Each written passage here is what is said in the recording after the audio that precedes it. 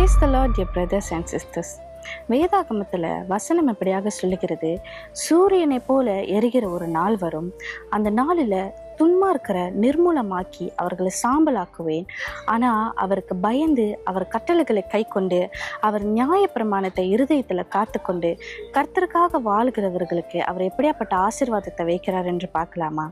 மல்கியா 4வது அதிகாரம் 2-3 போன்ற வசனங்களை பார்க்குறப்போ, என் நாமத்துக்கு பயந்திருக்கிற உங்கள் மேல் நீதியின் சூரியன் உதிக்கும், அதன் சற்றியின் கீழ் ஆரோக்கியம் இருக்கும், நீங்கள் வெளியே புறப்பட்டு போய் கொளுத்த கன்றுகளைப் போல வளர்கிறீர்கள், துன்மார்க்கரை மிதிப்பீர்கள், நான் இதை செய்யும் நாளிலே உங்கள் உள்ளங்கால்களின் கீழ் சாம்பலாய் இருப்பீர்கள் என்று சேனைகளின் கர்த்தர் சொல்லுகிறார். காலம் சமீபமாக இருக்கிறது, வருகை எப்படி வரும்னு நம்மளுக்கு தெரியாது.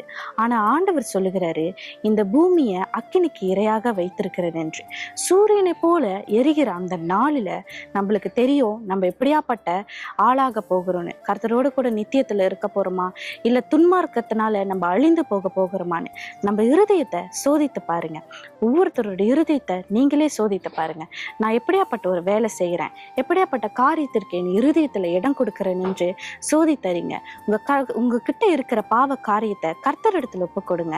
என்னால் இதை மாற்ற முடியல, நீங்க பொறுப்படுத்த வழி நடத்துங்க என்று அவர் கரத்தில் ஒப்பு கொடுக்கிறப்போ தேவ ஆவியானவர் அவர் சித்தத்தின்படியே செய்ய உங்களை வழி நடத்துவார். கர்த்தரின் நித்தியத்திற்காக உங்களை ஆயத்தப்படுத்துவார். அவர் கரத்தில் ஒப்பு கொடுங்க. நீதியின் சூரியன் உங்கள் மேல் உடித்து அவரோடு கூட நித்தியத்துல பிரவேசிக்கிற தக்கதாக அவர் கரத்துல உங்களை வழி நடத்துவார்.